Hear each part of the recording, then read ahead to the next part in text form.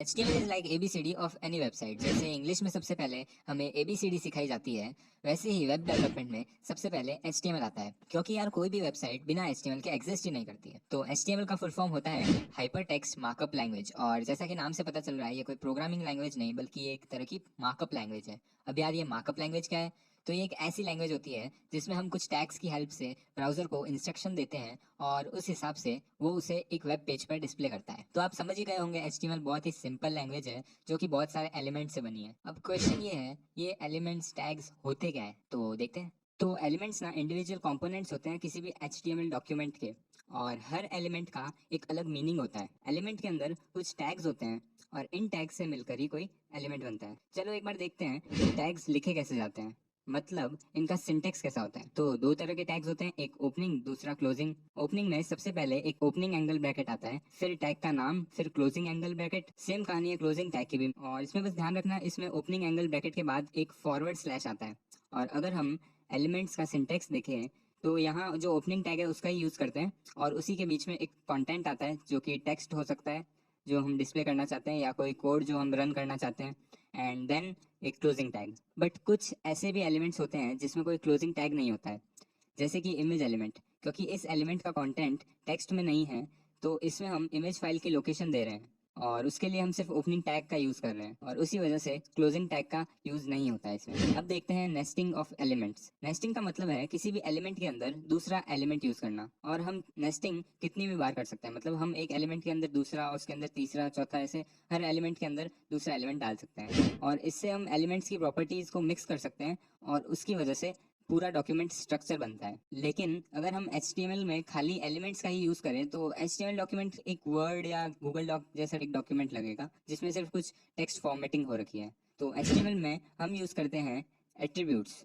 जो उन एलिमेंट्स में एकदम जान डाल देता है। अब ये एट्रीब्यूट्स क्या है तो देखते हैं। तो हर एलिमेंट को हम कुछ एडिशनल प्रॉपर्टी दे सकते हैं, जैसे इमेज एलिमेंट में हम विड्थ और हाइट का यूज़ करके इमेज की लेंथ ब्रेड्थ बढ़ा सकते हैं। एट्रीब्यूट का सिंटेक्स भी बहुत सिंपल है। एलिमेंट का जो ओपनिंग टैग होता है उसी टैग के आगे एट्रीब्यूट का एक नाम, और उसके आगे इक्वल टू साइन, फिर कोटेशन मार्क में उस एट्रीब्यूट की वैल्यू। नाम में फॉर एग्जांपल अगर हम पैराग्राफ टैग यूज़ कर रहे हैं तो उसमें हम अलाइन नाम का एक एट्रीब्यूट यूज़ कर सकते हैं जो कि अलाइनमेंट के लिए यूज़ आता है, और फिर उसकी वैल्यू जैसे लेफ्ट राइट बॉटम जिस भी साइड हमें अलाइन करना है। अब कुछ ऐसे एलिमेंट्स भी हैं जिसमें स्पेसिफिक एट्रीब्यूट रिक्वायर्ड होते हैं, जैसे कि मैंने बताया था इमेज टैग। तो इमेज टैग में हम कंटेंट तो लिख नहीं रहे हैं, तो हमें इमेज की जो फाइल लोकेशन है वो देनी ज़रूरी होती है, उसके बिना वो एलिमेंट काम नहीं करता है। साथ ही में कुछ एट्रीब्यूट्स ऐसे भी हैं जिनकी कोई वैल्यू ही नहीं होती है, जैसे कि रिक्वायर्ड, जो कि कभी भी फॉर्म सबमिट करते हैं तो दिखाता है ना कि ये फील्ड रिक्वायर्ड है वो, या डिसेबल्ड, जिससे कोई भी एलिमेंट डिसेबल हो जाता है और हम बाद में उसे यूज़ नहीं कर सकते। और इन टाइप्स के एट्रीब्यूट्स को हम बुलियन एट्रीब्यूट कहते हैं। अब कुछ ऐसे एट्रीब्यूट देख लेते हैं जो कि हम वेब डेवलपमेंट की दुनिया में बहुत ही ज़्यादा यूज़ करते हैं, और ये ऐसे एट्रीब्यूट्स हैं जो हर एलिमेंट में यूज़ कर सकते हैं। पहला, आईडी। आईडी एक ऐसा एट्रीब्यूट है जिससे हम किसी भी एलिमेंट को यूनिक नाम दे सकते हैं। अब आप सोच रहे होंगे ऐसा क्यों यार, हर एलिमेंट का ऑलरेडी एक नाम होता है, हम दूसरा नाम क्यों देंगे? लेकिन ध्यान देना, हमने यहाँ एक यूनिक नाम दिया है जो कि पूरे डॉक्यूमेंट में सिर्फ एक एलिमेंट का ही है, तो इससे हम सिर्फ उस पर्टिकुलर एलिमेंट को यूज कर सकते हैं। अब एक बार देखते हैं कि इन्हें यूज कैसे किया जाता है। तो एग्जाम्पल के लिए लेते हैं पैराग्राफ टैग, जो कि नॉर्मल टेक्स्ट को डिस्प्ले करने के लिए यूज किया जाता है। मान लो हमारी एक ब्लॉग वेबसाइट है जिसमें हम चाहते हैं जो पहला ब्लॉग हो उसका टेक्स्ट ब्लू कलर का होना चाहिए। तो इस केस में हम यूज कर सकते हैं आईडी का, और सबसे पहले वाले एलिमेंट में आईडी एट्रीब्यूट यूज करके एक नाम देते हैं फर्स्ट। मतलब एट्रीब्यूट का नाम है आईडी और उसकी वैल्यू है फर्स्ट। अब वैल्यू हम हमारी मर्जी से कुछ भी दे सकते हैं, मैंने इसमें फर्स्ट ऐसे ही दिया है, आप कुछ भी दे सकते हो रैंडम। फिर कलर देने के लिए हम यूज़ करते हैं CSS का, और CSS में कुछ सेलेक्टर्स होते हैं और उनकी मदद से हम इसे ब्लू कलर दे देंगे। और CSS के बारे में हम एक पूरा डिटेल वीडियो बनाएंगे, जिसका अगर आप बाद में देख रहे हो तो लिंक डिस्क्रिप्शन में ऑलरेडी होगा, नहीं तो आप सब्सक्राइब करके रख सकते हो, आपको वीडियो की नोटिफिकेशन आ जाएगी। सेकेंड है क्लास। क्लास एट्रीब्यूट भी बहुत ही सिमिलर है आईडी से, बस यहाँ वो यूनिक नहीं है। मतलब आप एक से ज़्यादा एलिमेंट्स को सेम क्लास दे सकते हैं। तो वही सेम हमारा पुराना ब्लॉग वेबसाइट वाला एग्जांपल से देखते हैं। इस बार हमें ऊपर के जो दो ब्लॉग्स हैं उन्हें हमेशा ब्लू कलर देना है। हम इस काम को अलग अलग आईडीज का यूज़ करके भी कर सकते हैं, जैसे कि हमने वहाँ फर्स्ट दिया था तो हम एक दूसरे एलिमेंट को सेकंड नाम दे देंगे, और फिर फर्स्ट और सेकंड दोनों को अलग अलग क्लास दे देंगे। बट ये थोड़ा कम्बरसम है, और हमारे पास क्योंकि क्लास है जो कि यूनिक नहीं है, तो हम दोनों एलिमेंट्स को एक ही क्लास दे देंगे। तो अगर मैंने उसे फर्स्ट वाले को फर्स्ट क्लास दिया है, तो सेकंड वाली का क्लास भी मैं फर्स्ट रख दूंगा। अब क्लास की वैल्यू भी हम रैंडमली कुछ भी रख सकते हैं। यहाँ पे मैंने फर्स्ट लिया है जो कि पहले यूज किया था हमने आईडी में, और आईडी का जो वैल्यू है वही हम क्लास में भी रिपीट कर सकते हैं। ऐसा कोई जरूरी नहीं है कि आईडी में हमने फर्स्ट यूज कर लिया है तो हम क्लास में यूज नहीं कर सकते, ऐसा कुछ नहीं है। तो हमने उसे क्लास दे दी है, तो अब एक सीएसएस का सेलेक्टर को यूज करेंगे और उस सेलेक्टर से हम एक क्लास को ब्लू कलर दे देंगे। तो जैसे ही हम इन क्लास को ब्लू कलर देंगे तो वो दोनों जो ऊपर के दो एलिमेंट्स हैं जिसमें हमने वो क्लास लगाई है उनका कलर चेंज होके ब्लू हो जाएगा। बहुत ही सिंपल है ना। तो हमने देख लिए एट्रीब्यूट्स और हमने देखे एलिमेंट्स। तो अब देख लेते हैं कैसे इन एलिमेंट्स और एट्रीब्यूट्स को यूज करके HTML डॉक्यूमेंट बनाया जाता है। तो किसी भी इंडिविजुअल एलिमेंट से एक पूरा वेब पेज नहीं बनता है, तो उसके लिए यार हम अलग अलग एलिमेंट्स का यूज करके एक पूरा बेसिक स्ट्रक्चर बनाते हैं जिसको हम बॉयलरप्लेट कोड भी कहते हैं, है ना। तो इसके अंदर हम सबसे पहले एक टैग यूज करेंगे जो कि है डॉक टाइप। अब ये थोड़ा सा अलग है, नॉर्मली हम अलग अलग टैग्स देखते हैं उससे। इसमें होता क्या है, बेसिकली हमको सबसे पहले ओपनिंग और क्लोजिंग एंगल ब्रैकेट्स खोलने हैं। अब इसके अंदर हमको यहाँ पे एक एक्सक्लेमेशन मार्क भी लगाना पड़ता है और फिर हम लिखते हैं डॉक टाइप। अब डॉक टाइप का मतलब क्या होता है, डॉक टाइप से हम यार बेसिकली हमारे ब्राउजर को ये बता रहे होंगे कि ये डॉक्यूमेंट का कौन सा टाइप है। तो अलग अलग टाइप के डॉक्यूमेंट होते हैं, HTML, XML और भी तरह के होते हैं। तो हम यार इस पूरे कोर्स के अंदर हम HTML सीख रहे हैं तो HTML लिखेंगे, ठीक है। तो डॉक टाइप हम कैपिटल के अंदर लिखते हैं और स्पेस लगा के HTML लिखते हैं, ठीक है। और फिर हमारा आता है HTML टैग। HTML टैग यार बेसिकली रूट एलिमेंट होता है जिसके अंदर हम हमारा सारा कंटेंट लिखेंगे, जितना भी हमारा अलग अलग एलिमेंट्स होते हैं वो उस HTML टैग के अंदर आएंगे, ठीक है।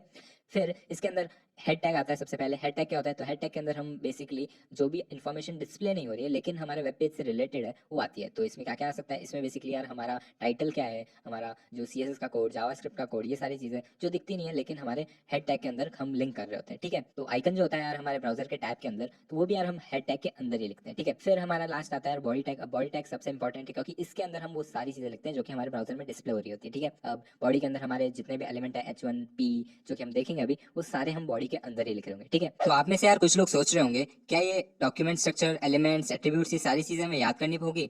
तो सिंपल आंसर है यार नहीं। और यार इस पूरे वेब डेवलपमेंट कोर्स में हम जो भी चीज़ें आपको सिखाने वाले हैं वो आपको सिर्फ समझनी है और हमें यार कुछ भी याद नहीं करना है। इनफैक्ट यार इन जनरल वेब डेव में हम जो भी चीज़ें करते हैं उसमें से कुछ भी चीज़ हमें याद नहीं करनी होती। हम कुछ डॉक्यूमेंट्स या गाइड्स को यूज़ करते हैं और जैसे जैसे हमें ज़रूरत पड़ती है हम इन्हें इम्प्लीमेंट कर रहे होते हैं। तो कोड करने के लिए यार हमें कुछ सॉफ्टवेयर की जरूरत पड़ने वाली है। तो ये कौन सा सॉफ्टवेयर है, तो हमको यार एक टेक्स्ट एडिटर चाहिएगा जिसमें हम कोड लिख रहे होंगे। तो टेक्स्ट एडिटर क्या होता है, ये बेसिक सा सॉफ्टवेयर होता है जिसके अंदर हम टेक्स्ट लिख रहे होते हैं। अगर आप सोच रहे हो माइक्रोसॉफ्ट वर्ड का यूज़ करने वाले हैं तो बिल्कुल नहीं, हम यार बहुत ही सिंपल सा टेक्स्ट एडिटर यूज़ करेंगे जो कि होता है नोटपैड। और अगर आप मैकबुक चला रहे हो तो उसके अंदर हम यूज़ करते हैं टेक्स्ट एडिट। तो यहाँ पे यार मैं मैक चला रहा हूँ तो इसमें यार मैं टेक्स्ट एडिट ओपन कर लेता हूँ। तो टेक्स्ट एडिट ओपन करने के लिए हम कमांड स्पेस पे दबाएंगे और लिखेंगे टेक्स्ट एडिट, और जैसे टेक्स्ट एडिट लिखा यहाँ ओपन हो चुका है। अब हमें इसकी कुछ प्रेफरेंसेस चेंज करनी है, उसके लिए यहाँ पे टेक्स्ट एडिट पे क्लिक कीजिए। हम फिर प्रेफरेंसेस पे क्लिक करेंगे और फिर यहाँ पे आप जैसे ही देखोगे तो न्यू डॉक्यूमेंट पे अगर आप क्लिक करेंगे तो यहाँ पे यूज़ द फॉर्मेट मेन्यू है, तो उसमें आपको प्लेन टेक्स्ट टिक करना है, ठीक है। फिर एक बार इसे क्लोज कर दीजिए और इसे भी क्लोज कर दीजिए। वापस हमें रीस्टार्ट करना है बेसिकली। और जैसे ये रीस्टार्ट हो गया, अब सबसे पहले तो यार इसकी फॉन्ट साइज थोड़ी बढ़ा देते हैं जिससे कि आपको ये क्लियरली दिखे। तो कमांड प्लस पे क्लिक करते हैं तो हमारा फॉन्ट साइज बड़ा हो रहा है। अब इसे रीसाइज कर देता हूँ विंडो को। अब आपको यार क्लियरली दिख रहा होगा आई। तो सबसे पहले हम क्या लिखेंगे, हम लिखेंगे यार बॉयलर प्लेट कोड, जो कि कोई भी डॉक्यूमेंट लिखने से पहले जरूरी होता है। तो डॉक्यूमेंट स्ट्रक्चर जो हमने पढ़ा था अभी वही है हमारा बॉयलर प्लेट कोड। तो उसके लिए हमें सबसे पहले क्या लिखना होता है, सबसे पहले लिखना होता है हमें डॉक टाइप HTML। तो डॉक टाइप HTML से क्या होता है, डॉक टाइप HTML से ये पता चलता है कि एक HTML फाइल है और हम इससे कुछ नहीं ब्राउजर को इंस्ट्रक्शन दे रहे होते हैं कि एक HTML फाइल है। नेक्स्ट क्या होता है, नेक्स्ट यार हमारा आता है HTML टैग। और HTML टैग से क्या होता है यार, ये एक रूट एलिमेंट है जिसके अंदर हम सारी चीज़ें लिखते हैं जो कि हमें यूज़ करनी होती है। फिर नेक्स्ट आता है यार हमारा हेड टैग।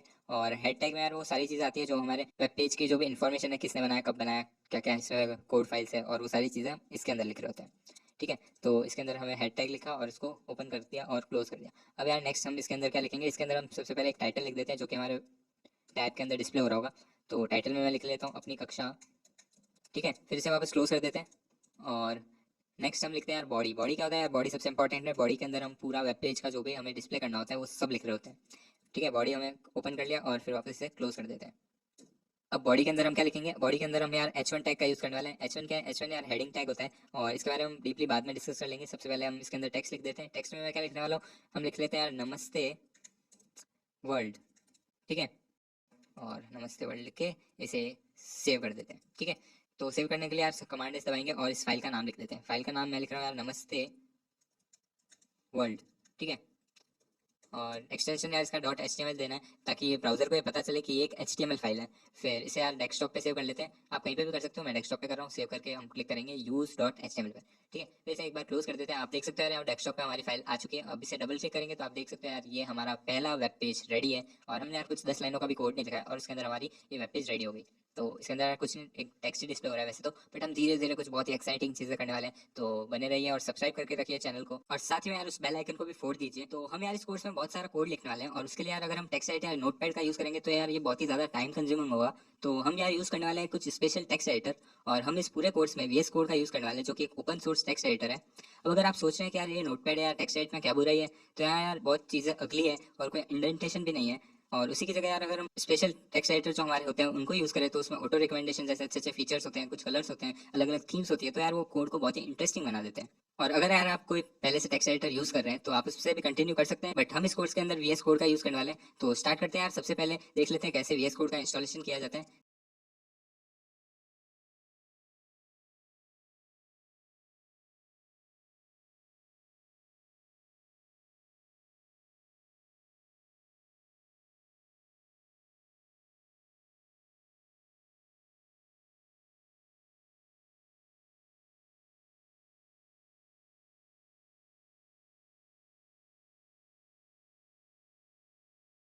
अब हम देख लेते हैं यार कैसे हम VS कोड को विंडोज़ के अंदर इंस्टॉल करते हैं। गूगल क्रोम खोलते हैं और इसके अंदर यार सर्च करते हैं VS कोड।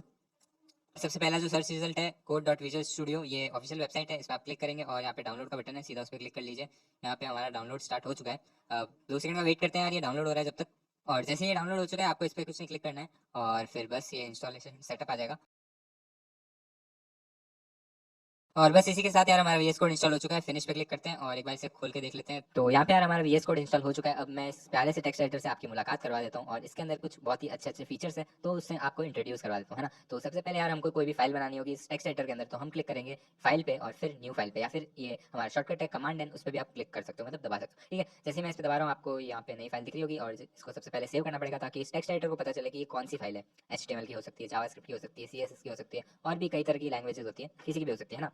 तो यहाँ पे मैं इसका नाम दे रहा हूँ new.html, और इसे सेव करते हैं हम डेस्कटॉप पे। तो यहाँ पे आप सेलेक्ट कर सकते हो जहाँ पे भी आपको सेव करना है। मैं डेस्कटॉप सेलेक्ट कर रहा हूँ और फिर हम क्लिक करेंगे सेव पर। तो जैसे मैं क्लिक करूंगा सेव पे, आप देख सकते हैं यहाँ पे डेस्कटॉप पे ये फाइल आ चुकी है ना। तो अब यार इसके अंदर हम कुछ कोड लिख देते हैं। तो कोड लिखने के लिए यार हमको सबसे पहले क्या लिखते हैं, हम डॉक्यूमेंट स्ट्रक्चर, जो कि बॉयलर प्लेट कोड है। तो उसके लिए यार यहाँ पे एक शॉर्टकट है, जैसे ही हम एक्सक्लेमेशन मार्क लिखेंगे और एंटर दबाएंगे तो यार यहाँ पे हमारा डॉक्यूमेंट स्ट्रक्चर ऑटोमेटिकली बन के आ जाएगा।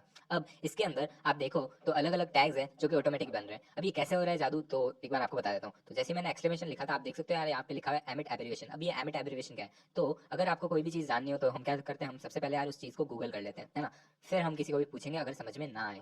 तो यहाँ पे मैं एमिट सर्च कर रहा हूँ, और जैसे मैं एमिट सर्च करूंगा यहाँ पे हमारा रिजल्ट आ गया है, और सबसे पहले वेबसाइट एमिट की है। तो इसमें लिखा हुआ है emit is a set of plugins for text editor that allow for high speed coding and editing in HTML। इसका मतलब ये हुआ कि ये प्लगइन्स है जो कि हम टेक्स्ट एडिटर्स के अंदर इंस्टॉल कर सकते हैं, और उसके बाद में यार हम अपनी कोडिंग की स्पीड बढ़ा सकते हैं। कैसे, तो यहाँ पे आप इस चीट शीट पे दबाओ तो आपको यार कुछ बहुत ही अमेजिंग से शॉर्टकट्स मिलेंगे जिसको आप यूज़ करके यार बहुत ही अच्छे अच्छे फीचर्स हैं और अलग अलग कोड को जनरेट कर सकते हो। जैसे मैंने आपको बताया एक्सक्लेमेशन मार्क, और उससे ये जनरेट हो जाता है ना। इसके अंदर और भी बहुत सारी चीज़ें आप पढ़ सकते हो, एक एक चीज़ें, ठीक है। जैसे जैसे आप यूज़ करोगे आपको ये चीज़ें समझ में आती रहेगी, और इस पूरे कोर्स के अंदर यार मैं छोटी छोटी ऐसी शॉर्टकट्स बताता रहूँगा, है ना। तो अब इस एक्सक्लेमेशन मार्क को हटाते हैं और देखते हैं कुछ अलग अलग फीचर्स। तो यहाँ पे जैसे ही मैं इस आइकन पे क्लिक कर रहा हूँ तो आप देख सकते हो यार सर्च का ऑप्शन आ गया है। तो सर्च का ऑप्शन कब वर्क करता है, जब हम यार इसमें कोई फोल्डर ओपन कर लेंगे। तो फोल्डर ओपन करने के लिए यार हम ओपन फोल्डर पे दबाएंगे, और मैं यार इसमें डेस्कटॉप पे ही दबा देता हूँ, है ना। तो ये फोल्डर डेस्कटॉप हमारा यहाँ पे ओपन हो जाएगा, ठीक है। और इसकी फाइल्स भी यहाँ पे आपको दिख रही होगी, है ना। तो जैसे आप इस पर कुछ भी सर्च करोगे तो इन फाइल्स में सर्च अपने आप हो जाएगा, ठीक है। फिर हमारा सोर्स कंट्रोल में यार जो भी चीज़ें हमको अभी नहीं देखनी है, क्योंकि हम सोर्स कंट्रोल में गिट वाली चीज़ें लिखते हैं, और गिट और गिटहब ये सारी चीज़ें हम बाद में पढ़ेंगे, ठीक है ना।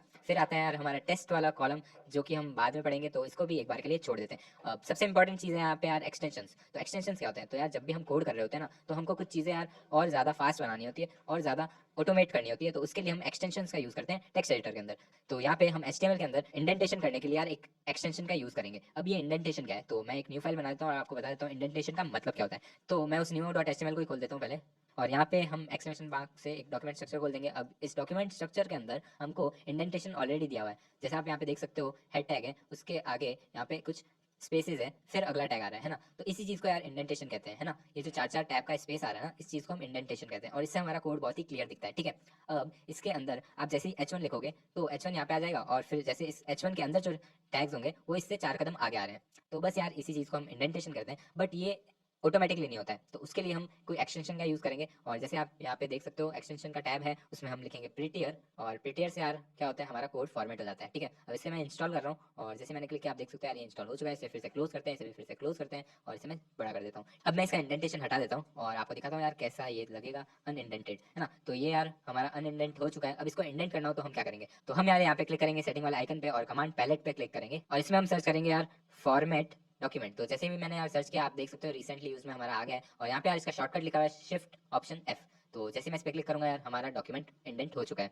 तो बस यार ये थे कुछ खास फीचर्स। अब हम कुछ इंपॉर्टेंट एलिमेंट्स देखेंगे, और वैसे तो यार HTML के अंदर बहुत सारे एलिमेंट्स हैं, तो हम यार सारे एलिमेंट्स तो कवर नहीं कर सकते, तो हम कुछ बहुत ही इंपॉर्टेंट एलिमेंट्स को कवर करेंगे और उनके एट्रीब्यूट्स को भी कवर करेंगे। तो अगर हमें HTML के अंदर किसी भी टाइप की हेडिंग देनी हो तो हम यूज़ करते हैं यार हेडिंग एलिमेंट का। और यहाँ पे यार 6 तरह के हेडिंग एलिमेंट्स होते हैं। सबसे पहले H1, H2, H3, H4 और ऐसे करके H6 तक। H1 यार सबसे बड़ा फॉन्ट साइज ज़्यादा होता है, और ये मेन हेडिंग के लिए यूज़ किया जाता है, और इसे हम नॉर्मल टेक्स्ट डिस्प्ले करते हैं बड़े बड़े फॉन्ट्स के अंदर। ठीक है, और उसी तरह से यार H2 है जो कि उससे छोटा होता है, और H3, H4, H5, H6 तक। तो अब हम यार इसी चीज़ को एक बार कोड करके देख लेते हैं। तो कोड करने के लिए यार हम फिर से हमारा टेक्स्ट एडिटर खोल लेते हैं VS कोड, और हम यहाँ पे यार डेस्कटॉप के अंदर एक फोल्डर बना देते हैं। फोल्डर का नाम यार मैं यहाँ पे रख रहा हूँ अपनी कक्षा, आप कुछ भी रख सकते हो।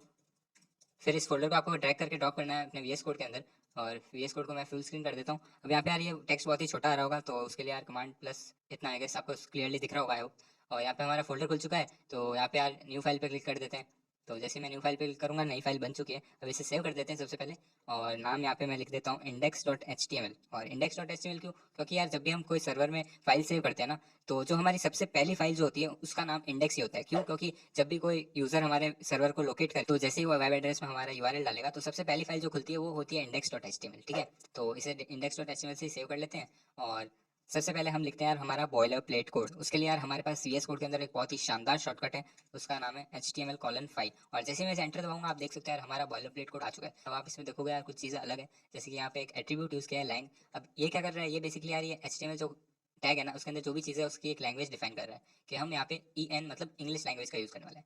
फिर उसी तरह से यार कैरेक्टर सेट है, और कुछ यही सारी चीज़ें, और ये इतनी इंपॉर्टेंट नहीं है हमें जानने के लिए। अब हम खाली इस टाइटल पे ध्यान देते हैं, और इस टाइटल को हम चेंज करके लिख देते हैं अपनी कक्षा। ठीक है, और अगर आपको यार बहुत ज़्यादा इंटरेस्ट हो जानने का तो आप यहाँ पे हवर कर सकते हो। आप यहाँ पे कैरेक्टर सेट पे हवर कर रहे होगे तो यहाँ पे पूरी इन्फॉर्मेशन आ जाएगी कि ये क्या चीज़ है, कैसे इसे यूज़ किया जाता है। उसी तरह से आप इस किसी भी टैग पे अगर हवर करोगे तो यहाँ पे यार पूरा उस टैग के बारे में लिखा आ जाएगा। और साथ में यार जैसा कि हमने कहा था कि मोजिला का वो एक डॉक होता है जो कि बहुत ही इंपॉर्टेंट है, उसका यहाँ पे लिंक भी आ रहा है। तो उस पर जैसे आप क्लिक करोगे तो आपके पास ओपन का बटन आ जाएगा, और आप क्रोम के अंदर देख सकते हो यार उस पर एट्रीब्यूट्स और वो सारी चीज़ें हमें डिस्प्ले हो रही है। ठीक है, फिर से इसको बंद कर देते हैं यार, हमारे VS कोड में आ जाते हैं, और यहाँ पे यार आप देख सकते हो बॉडी टैग आ चुका है जिसके अंदर हम हमारा हेडिंग एलिमेंट लिखेंगे। तो हेडिंग एलिमेंट में सबसे पहले क्या आता है H1।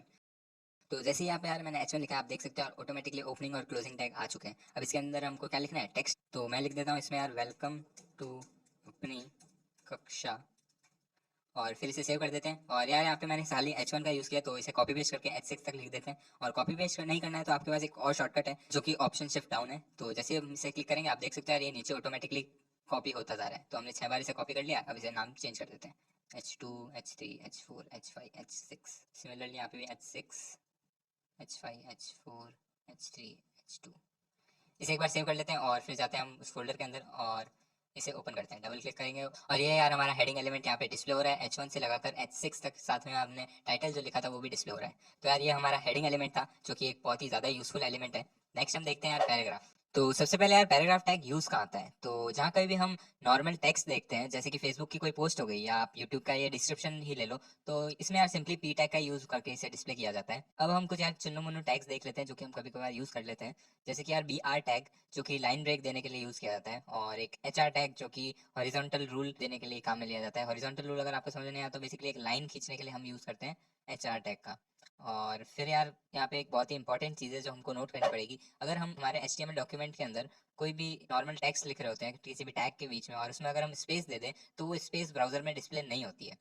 और साथ ही में यार अगर आप कोई लाइन ब्रेक भी दे दो, बेसिकली आप एंटर एंटर एंटर करके थोड़े नीचे भी चले जाओगे और इसको सेव करके वापस आप डॉक्यूमेंट में देखोगे तो वो ऐसे के ऐसे नहीं दिखने वाली है, क्योंकि HTML के अंदर ये स्पेसेस और लाइन ब्रेक्स रेंडर नहीं होते हैं, उसके लिए हमें अलग से टैग्स लिखने पड़ते हैं। तो स्पेसिस के लिए यार हमको HTML एंटिटीज का यूज करना पड़ता है। So what is HTML entities? तो HTML कुछ टैग्स रिजर्व्ड होते हैं। जैसे मान लो आपको H1 टैग को डिस्प्ले करना है, हम अगर इसको लिखेंगे तो ब्राउजर को लगेगा कि यार ये तो एक टैग है और इसके अंदर कुछ टेक्स्ट आता है और उस टेक्स्ट को ब्राउजर डिस्प्ले करवा देगा। तो कैसे हम किसी टैग को डिस्प्ले करवा सकते हैं? उसके लिए हम यार HTML एंटिटीज का यूज कर सकते हैं, ठीक है। और एंटिटीज से हम reserved characters, special characters, emojis, symbols, सब चीज को डिस्प्ले करवा सकते हैं HTML के अंदर। नॉर्मली यार हमारे कीबोर्ड के अंदर इतने कैरेक्टर्स नहीं होते हैं, इसलिए HTML एंटिटीज का यूज करके हम मतलब एक ओवर पावर्ड कर सकते हैं इस चीज को, ठीक है। तो अब इसका सिंटेक्स ऐसा होता है, तो इसके अंदर यार हम एम्परसेंड का यूज करते हैं सबसे पहले, और उसके अंदर लिखेंगे हम हमारा कोड। अब कोड यार या तो नंबर के फॉर्म में होगा या फिर स्ट्रिंग के फॉर्म में, ठीक है। फिर एंड में हम लिखेंगे एक सेमीकोलन। अब एक बार फिर से यार उस H1 टैग को ही डिस्प्ले करवाते हैं। तो यहाँ पे हमारा H1 टैग खुला है। अब इसके अंदर फिर से हम H1 टैग को वापस ओपन कर लेते हैं। तो H1 जैसे मैंने ओपन किया तो यहाँ पे हमारा क्लोजिंग टैग भी आ गया, इसको हटा देते हैं, ठीक है। फिर इसे सेव करते हैं। अब सेव करने पर यार इंडेंटेशन पूरा हमारा बिगड़ रहा है। एक बार को यार छह बिगड़ता, इसे रिफ्रेश करता हूँ मैं, तो आप देख सकते हो यार कुछ चेंज नहीं आ रहा है, ठीक है। अब मान लो इसी चीज़ को हमें डिस्प्ले करवाना है बट यहाँ पे तो नहीं आ रहा है ना, तो कैसे करवाएंगे? तो उसके लिए यार एंटिटीज का यूज करते हैं। सबसे पहले तो हमको एक कैरेक्टर यूज करना पड़ेगा जो कि है ओपनिंग एंगल ब्रेसेस, है ना। तो सर्च करते हैं यार HTML एंटिटीज ओपनिंग। तो यहाँ पे यार लिस्ट आ चुकी है पूरी HTML एंटिटीज की। अब इसे खोलते हैं और देखते हैं यार इस लिस्ट में हमारा ओपनिंग एंगल ब्रैकेट कहाँ है। तो यहाँ पे आप देख सकते हो यार ये एंटिटी है जिसमें कुछ कुछ यहाँ पे स्ट्रिंग में कोड है, यहाँ पे नंबर्स में, यहाँ पे हेक्साडेसिमल में। आप कोई भी यूज़ कर सकते हो, मैं नॉर्मली स्ट्रिंग का यूज़ करता हूँ ताकि ये याद रहे हमें, मतलब LT और ये सब याद रह सकता है, नंबर्स हमको याद नहीं रहेंगे, ठीक है। वैसे याद करने की कोई ज़रूरत नहीं है, आप हमेशा आप यहीं आइए और इसे यूज़ कर सकते हैं। तो जैसे ही मैं इसे सेव करता हूँ आप देख सकते हो यार यहाँ पे हमारा ये एंगल ब्रैकेट खुल चुका है ना। अब कुछ नहीं, इसके आगे हमको H1 लिखना है और फिर से क्लोजिंग। क्लोजिंग यहाँ पे आप देख सकते हो यार GT नाम का एक एंटिटी है, तो इसे यहाँ पे लिखेंगे और सेव करेंगे, ठीक है। तो आप देख सकते हो यार कुछ इस तरह से हमने H1 टैग को डिस्प्ले करवा लिया है। अब यहाँ पे आप बैक स्लैश अगर चाहते हो तो बैक स्लैश के लिए यहाँ पे हमारा बैक स्लैश नाम का एक एंटिटी है, तो सिंपली हमारा एंड और फिर बैक स्लैश, ठीक है। और जैसे सेव करेंगे आप देख सकते हो यहाँ पे हमारा बैक स्लैश आ चुका है। अब हम देखेंगे यार कमेंट्स इन HTML। अब ये जो कमेंट्स है ये हमारे वो इंस्टाग्राम फेसबुक वाले कमेंट्स नहीं है। बेसिकली यार हर प्रोग्रामिंग लैंग्वेज के अंदर हमको यार कमेंट्स की फंक्शनैलिटी दी जाती है।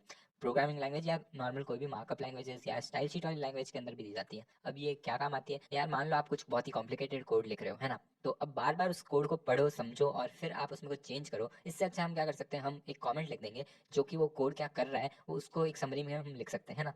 ताकि हम बाद में यार कोई और भी आए या हम भी पढ़े तो हमको सिंपली खाली उस कमेंट को पढ़ के समझ में आ जाएगा कि हाँ अच्छा है यहाँ पे नीचे क्या लिखा है, ठीक है। और दूसरा यूज केस इसका ये होता है कि हम यार जब भी कुछ कोड लिखते हैं तो उसे कमेंट कर सकते हैं उसे सेव रखने के लिए। तो मान लो आपको कोई कोड लिखना है और आपको वो कोड अब नहीं चाहिए, तो आप उसको हटाने के बजाय कमेंट कर दो ताकि वो वहीं पर पड़ा रहेगा लेकिन वो एग्जीक्यूट नहीं होगा, ठीक है। और इसका सिंटेक्स कैसा होता है अब देख लेते हैं। तो HTML के अंदर यार कमेंट का सिंटेक्स बहुत ही सिंपल है। तो सबसे पहले हम वही एंगल ब्रैकेट खोलेंगे ओपनिंग और फिर एक एक्सक्लेमेशन मार्क फिर डैश डैश, ठीक है। अब बीच में हमारा जो भी कमेंट है वो लिख देंगे और फिर बाद में डैश डैश फिर से क्लोजिंग एंगल ब्रैकेट, ठीक है। अब यहाँ पे आप देख सकते हो एक एग्जांपल है जिसमें मैंने एक कमेंट लिखा है दिस इज ए कमेंट, ठीक है। तो ये चीज़ यार हमारे ब्राउजर के अंदर नहीं दिखती है, ये बेसिकली आप अगर व्यू सोर्स करो तो आपको दिख जाएगा, लेकिन हमारे ब्राउजर के अंदर वो जो हमारा वेब पेज है इसके अंदर हमारा कोई चेंज नहीं दिखेगा, ठीक है। तो अब हम यार पैराग्राफ टैग को यूज करके देख लेते हैं। तो उसके लिए यार मैं पी टैग को ओपन करूंगा, पी लिखेंगे और एंटर दबाते हैं तो ये पी टैग हमारा ओपन हो चुका है। अब इसके अंदर यार हमको रैंडम टेक्स्ट लिखना है, तो यहाँ पे मैं लोरेम लिख रहा हूँ। अब लोरेम का मतलब क्या होता है? तो बेसिकली यार यहाँ पे हमको जब भी रैंडम टेक्स्ट डिस्प्ले कराना होता है ना, तो एक बहुत ही बढ़िया सी चीज़ है लोरेम इप्सम। लोरेम इप्सम लिखोगे आप और 100 या जितने भी आपको वर्ड्स चाहिए, तो जैसे मैं इसमें 50 डाल देता हूँ पहले के लिए और एंटर दबा देते हैं। तो जैसे ही मैंने 50 लिखा आप देख सकते हैं यार ये पूरा यहाँ पे 50 वर्ड्स का एक टेक्स्ट आ गया है। अब ये यार काफी बड़ा यहाँ पे स्क्रॉल बार दिख रहा है आपको, है ना। तो उसको हटाने के लिए यार वर्ड रैप कर लेंगे। तो यहाँ पे यार आप व्यू पे क्लिक करो और जैसे ही हम इस पे क्लिक करेंगे यहाँ पे हमारा वर्ड रैप का टॉगल है, इस पे क्लिक कर देते हैं और ये हमारा यहाँ पे इसमें दिख रहा है कि स्क्रीन के अंदर, ठीक है। अब इसके अंदर यार कुछ और टैग्स हैं छोटे मोटे, उनको एक बार यूज करके देख लेते हैं। तो सबसे पहला टैग है हमारा बी टैग। तो यहाँ पे यार मैं बी टैग ओपन कर लेता हूँ, ठीक है। तो मैं इसमें स्पेस दे देता हूँ ताकि यार रिकमेंडेशन आ जाए, और जैसे मैंने बी लिखा है यहाँ पे बी टैग हमारा ओपन हो चुका है, ठीक है। इसको कट करेंगे और मैं इतना यहाँ पे पेस्ट कर देता हूँ, ठीक है। तो ये बोल्ड हो जाना चाहिए। अब इसको हम ओपन कर लेते हैं। तो ओपन करने के लिए यार सबसे पहले मैं अपनी कक्षा के फोल्डर में जाऊँगा और इसे एक बार ओपन कर लेता हूँ, ठीक है। तो यहाँ पे आप देख सकते हो यार ये वाली चीज़ जो है हमारी वो बोल्ड हो गई है, क्योंकि हमने यहाँ पे क्या लिखा था, हमने लिखा था बोल्ड, बी टैग से इसको रैप किया था।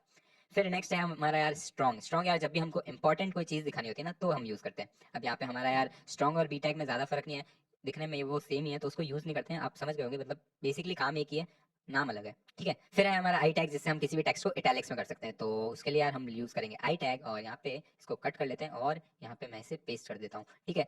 सेव करते हैं और जाते हैं ब्राउजर में, करेंगे रिफ्रेश तो आप यहाँ पे देख सकते हो हमारा ये टेक्स्ट जो है वो इटैलिक्स में कन्वर्ट हो चुका है। फिर नेक्स्ट है हमारा यार ई एम टैग, और ई एम और इटैलिक्स में भी एक ज्यादा फर्क नहीं है, सिर्फ नाम का फर्क है, काम सेम ही है। ईएम का मतलब होता है एम्फेसाइज टेक्स्ट और आई टैग से होता है इटैलिक, ठीक है। फिर है हमारा यार स्मॉल। स्मॉल से क्या होगा, तो बेसिकली हमारे जो भी टेक्स्ट है ना वो स्मॉल हो जाएंगे थोड़े से। तो आप देखना यार कैसे इसका फॉन्ट साइज छोटा हो जाएगा जैसे मैं इसको रैप करूंगा स्मॉल के अंदर। यहाँ पे इसको पेस्ट कर देता हूँ और इसे रिफ्रेश करता हूँ, तो आप देख सकते हो यार ये छोटा हो गया इतना इससे, है ना। तो ये हमारा स्मॉल टैग की मदद से हुआ। फिर है हमारा यार सबस्क्रिप्ट। सबस्क्रिप्ट क्या होता है, तो बेसिकली यार आपने बचपन में पढ़ा होगा कि 10 to the power 2, 10 to the power 5, वो जो पावर वाली चीज होती है वो हम ऊपर छोटे से डॉट में लिखते हैं, है ना। तो उसके लिए हम यूज करते हैं सबस्क्रिप्ट का। तो यहाँ पे मैं यार 10 लिख देता हूँ और इसके अंदर हम पावर 2 यूज करेंगे, तो उसके लिए हम क्या यूज करते हैं, सुपर स्क्रिप्ट। तो जैसे ही मैं सुपर लिखूंगा, यहाँ पे एक स्पेस देते हैं, सुपर स्क्रिप्ट। तो उसके लिए यार टैग है हमारा SUP और 2 लिखा, सेव किया ब्राउजर के अंदर, करते हैं रिफ्रेश। तो आप देख सकते हैं यहाँ पे हमारा 10 टू द पावर 2 आ रहा है। उसी तरह से यार आपने अगर लोगैरिथम्स पढ़े हो तो उसके अंदर यार हम नीचे लिखते हैं 10 log 2, है ना। तो उसके लिए हम यूज करते हैं सबस्क्रिप्ट का। तो यहाँ पे हम इसको सबस्क्रिप्ट में लिख देंगे और उसके लिए यार सब टैग यूज करते हैं। तो एक स्पेस दे देता हूँ और लिखता हूँ सब, करते हैं एंटर और फिर लिखते हैं 2, जाते हैं हमारे ब्राउजर में, करेंगे रिफ्रेश। तो यहाँ पे आप देख सकते हो हमारा लॉग जो है 2 आ गया, ठीक है। तो बस यार ये थे हमारे सिंपल से टैग्स और यहाँ पे मैंने पी टैग भी आपको बता दिया है। तो अब हम देखेंगे यार लिस्ट। और लिस्ट को तो हम रोज यूज करते हैं, जैसे कि हम जब भी घर से सामान लेने जाते हैं तो एक ग्रोसरी की लिस्ट बनाते हैं, और हम सुबह सुबह उठते हैं तो कभी कभी हम टू डू लिस्ट बनाते हैं। तो उसी तरह से यार वेब पेजेस के अंदर भी लिस्ट बहुत ही कॉमन है। चाहे अगर आप ये नेविगेशन बार ही देख लो तो इसके अंदर भी यार ये जो एक एक आइटम है वो सारी एक लिस्ट के फॉर्म में ही है। तो कहीं पे भी मेन्यू या ऐसी कोई भी चीज हमको बनानी होती है वेब पेजेस के अंदर तो हम यूज करते हैं लिस्ट का।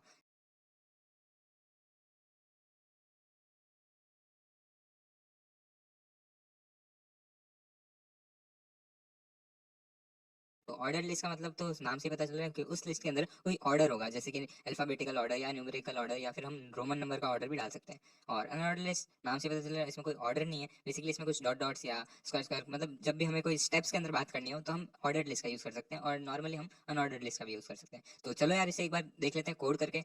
तो हम यार सबसे पहले बनाते हैं एक शॉपिंग लिस्ट। तो जब भी हमें यार बाजार से सामान लाना होता है तो हम एक शॉपिंग लिस्ट बनाते हैं। तो उसी तरह से यार इसमें भी बना के देख लेते हैं। तो मैं एक हॉरिजॉन्टल लाइन खींच रहा हूँ, उसके लिए हमने HR टैग का यूज किया है। तो लिस्ट का सिंटेक्स कैसा होता है, तो अगर हम ऑर्डर लिस्ट की बात करें तो इसके अंदर यूज करते हैं हम OL टैग का। तो सबसे पहले यार OL टैग खोलेंगे और उसके अंदर हर आइटम के लिए हमको यूज करना होता है एक और टैग जो कि है लिस्ट आइटम। तो LI टैग यूज करते हैं उसके लिए। तो जितना आइटम हमें डालना है उतने बार हम LI टैग का यूज करेंगे। फिर आता है यार अनऑर्डर्ड लिस्ट। तो उसके अंदर यार हम यूज करते हैं UL टैग का। सेम स्ट्रक्चर होता है इसमें भी, पहले UL टैग ओपन करते हैं और हर आइटम के लिए फिर LI टैग का ओपन करते हैं, ठीक है ना।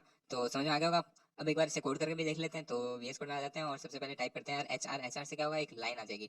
लाइन खींचने के बाद में हम एक शॉपिंग लिस्ट बना देते हैं, जिससे हम देख सकें यार कैसे हम UL टैग का यूज कर सकते हैं। तो सबसे पहले मैं एक हेडिंग दे देता हूँ जिससे कि पता चले कि एक शॉपिंग लिस्ट है। और फिर यार हम नेक्स्ट लाइन के अंदर UL टैग को ओपन कर लेते हैं और UL टैग के अंदर हम हर आइटम के लिए क्या बनाते हैं, एक लिस्ट आइटम। तो LI टैग का यूज किया और इसमें सबसे पहला आइटम मैंने लिख दिया मिल्क। और शायद जितने भी आइटम हमको डालने हो उतनी बार हमको लिस्ट आइटम यूज करना पड़ेगा, तो उसके लिए मैं इसे कॉपी कर लेता हूँ। तो मैंने कॉपी कर लिया है। अब इसके अंदर यार बस हमको आइटम चेंज करना है।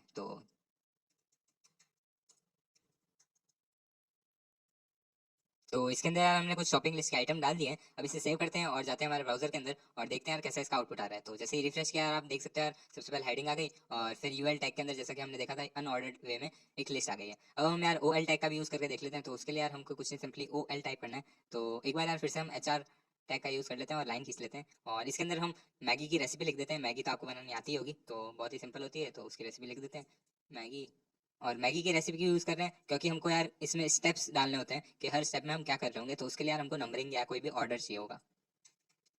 तो सबसे पहले OL टैग ओपन करेंगे और उसके अंदर हम हर आइटम के लिए LI टैग का यूज़ करेंगे। हर आइटम नहीं, इसमें मैं इसको स्टेप्स बोल सकता हूँ कि हर स्टेप के लिए हम LI टैग का यूज़ कर रहे होंगे। फिर हम इसमें लिख देते हैं स्टेप्स। तो यार मैंने कुछ स्टेप्स लिख दिए हैं जिससे कि हम मैगी बना सकते हैं। इसे एक बार सेव कर लेते हैं और जाते हैं हमारे ब्राउजर के अंदर, करते हैं रिफ्रेश। तो आप देख सकते हैं यार यहाँ पे हमारी मैगी की रेसिपी आ चुकी है। और यार इसमें आप देख सकते हो ये सारे जो स्टेप्स है वो न्यूमेरिकल ऑर्डर में हैं। तो मान लो आप इसको चेंज करना चाहो और इसको आप अल्फाबेटिकल ऑर्डर या रोमन नंबर्स में चेंज करना चाहो, तो उसके लिए क्या कर सकते हैं यार। तो एक बार यार कोड एडिटर में आ जाते हैं और उसके लिए हम यूज कर सकते हैं यार टाइप नाम का एक एट्रीब्यूट। और उससे क्या होता है, उससे बेसिकली हम अलग अलग टाइप के ऑर्डर दे सकते हैं, जैसे कि alphabetical order lower case upper case दोनों के अंदर, और साथ में रोमन नंबर वाला ऑर्डर वो भी लोअर केस अपर केस दोनों। तो अपर केस अल्फाबेटिकल का ट्राई करते हैं। तो उसके लिए मैंने ए लिखा है, और अगर आप इनको लोअर केस करना हो तो हम ए लिख सकते हैं छोटा वाला लोअर केस में। और अगर रोमन नंबर यूज करना हो तो बड़ा रोमन नंबर के लिए बड़ा आई और छोटा के लिए छोटा आई।